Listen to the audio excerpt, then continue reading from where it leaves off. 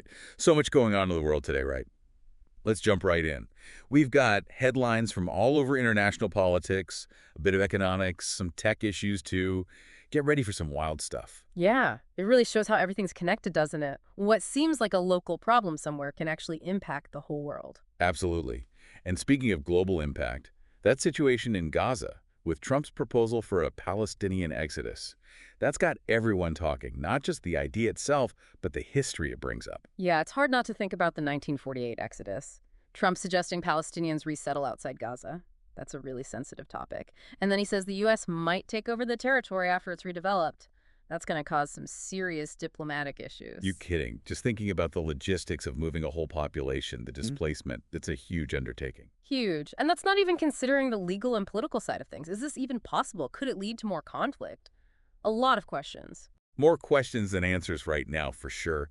The world's definitely watching this one closely. In the meantime, things aren't exactly calm here in the U.S. either. We've got protests popping up all over. Yeah, and it really shows how divided and anxious people are feeling right now.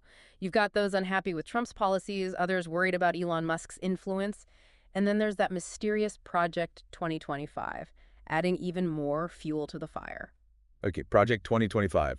Gotta ask, what is that exactly? Why is everyone making such a fuss about it? Well, it's kind of hush-hush. What we do know is it's a Republican strategy, something they're aiming to do with the government if they win in 2024. Critics are calling it a power grab, basically trying to tear down existing institutions and rebuild them with their own ideology. So potential chaos in Gaza, protests heating up here, and on top of that, the International Criminal Court's got their sights on some pretty powerful people, Putin and Netanyahu, no less. Sounds like a legal thriller. It does, doesn't it? But here's the thing about international law, it's complicated, especially with figures like Putin and Netanyahu. The ICC faces a lot of obstacles: jurisdiction issues, political games, no real way to force arrests. It's a tough job. Definitely makes you think. Even with all our global institutions and laws, holding powerful people accountable, still a major challenge in the 21st century. Absolutely. And these cases really show the limits of the system. Can there really be justice when it seems like those at the top can't be touched? It's a question the whole world's grappling with. Okay, well, from legal dramas, let's switch to something that affects us all a little more directly, the economy. Mm. The Bank of England has made a big move, cutting those interest rates down to 4.5%. That's not exactly a good sign, is it? It definitely reflects how tough things are economically, yeah, and not just here, but globally. The bank's trying to walk a fine line, keep inflation down, but also help the economy grow, which is slowing down. They're hoping this cut will get people borrowing and investing again, but it's risky. Risky. How so? And what's causing all this uncertainty in the first place? Is it just the pandemic hangover, or is there more to it? The pandemic definitely messed things up, yeah, supply chains and all that. But there's also the energy crisis, the war, inflation that just won't quit. It's a whole mess of problems, really tough for anyone making decisions to deal with. Sounds like we should all be getting ready for a rough ride then, at least on the money front. Being prepared's never a bad idea. Economies are all linked up. What happens one place affects everyone else. We're in this together, like it or not. True enough. Speaking of being linked up, there's this big corporate move that caught my eye. Honeywell, the huge industrial company, is splitting itself into three different companies. That's That's a right. pretty bold strategy. What's the logic there? We're seeing this more and more, especially with these giant companies that do a bit of everything. Honeywell's thinking is by splitting up, they can each focus on what they're best at and react faster to changes.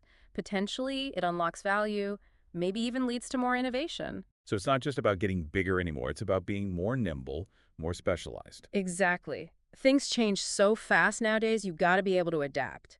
Companies need to shift gears quickly, use new tech, keep up with what people want. Restructuring like this can help with that. Like a mini version of what whole countries are going through, adapt or get left behind. And on that global stage, there's a lot happening. Bangladesh, for instance, they've got major political protests going on, things getting violent even. The former president's house was set on fire. Pretty strong statement. It shows how fragile things can be, even in a place that's been fairly democratic. Those protests, they come from a bunch of issues: economic inequality, corruption, feeling like the government doesn't care about the people. And switching gears completely, there's this drama with tech. DeepSeek, that company with the controversial facial recognition AI, they've been banned in several countries now. It's starting a debate about how far AI should go and if we need more rules for it. Classic case of tech moving faster than we can understand it. DeepSeek stuff, it's impressive, but it worries people about privacy, surveillance, misuse. Governments are starting to react, but we're still figuring out how to handle this whole AI thing. It's changing so fast. Feels like uncharted territory, trying to set rules for something that keeps breaking boundaries. And while we're on the topic of boundaries, those trade tensions between the U.S. and Mexico are back. Talk about tariffs is heating up again, making people nervous, especially in those Mexican border towns that depend on U.S. trade. It highlights how tied together our economies are, how these protectionist moves, even if meant to help one side, can hurt everyone involved. Shows that in today's world, working together, diplomacy, that's more crucial than ever. Can't just hide away and hope for the best. On a more somber note, the school shooting in Sweden, 10 lives lost, it's a terrible reminder that gun violence, that's a worldwide problem. It really is. Makes us think globally about gun control. What leads to this kind of violence? Is it mental health, access to guns, societal problems that make people desperate, angry? We got to address the root of it if we want to stop this happening over and over again. Yeah, it's a tragedy for sure. And amidst all the politics and economics, these human stories, they really hit home. But the conflict, the division, it doesn't stop there. No. We've got diplomatic messes too. The U.S. is skipping that G20 summit in South Africa. They can't agree on some key issues. And then there's the treatment of those Indian deportees from the U.S. that's causing a lot of anger. People are calling for investigations, potential human rights violations. It's interesting, right? All these things seem different, but there's a common thread. Countries trying to balance what they want with cooperating globally, and how important it is to protect people's basic rights, even with all the complicated politics. It's a constant struggle, figuring out the right balance.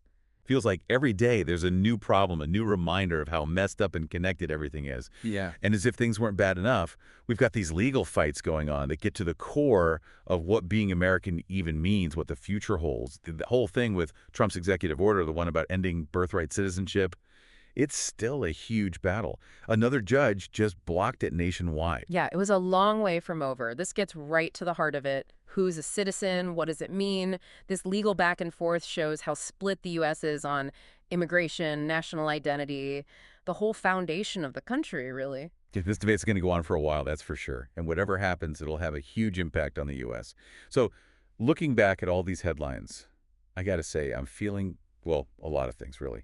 Worried, curious, a little hopeful, maybe a bit overwhelmed, too. That's understandable, I think. With everything going on, all the information coming at us, so many different sides to every story. It's easy to get overloaded, feel like it's all too much. But there's something important to remember. Even with all the bad stuff, all the conflict, there are good people everywhere, working hard to make things better, fighting for justice, trying to bring peace, coming up with new ideas, tackling the problems at their roots. It's a good reminder that even when the world feels heavy, there's always hope, always a reason to keep pushing for something better. So to our listeners, before we go, we want to say this. Stay curious, stay informed, and most importantly, stay involved. Don't let all this complexity shut you down. Use it to learn, to ask questions, to connect with others, to add your own voice to the mix. Because in the end, it's what we all do, every little bit that shapes the world. Well said. And on that note, we'll leave you with this thought. The world might be a little crazy right now, but hey, at least it's never boring. Thanks for joining us for this deep dive, and we'll see you next time. Keep exploring.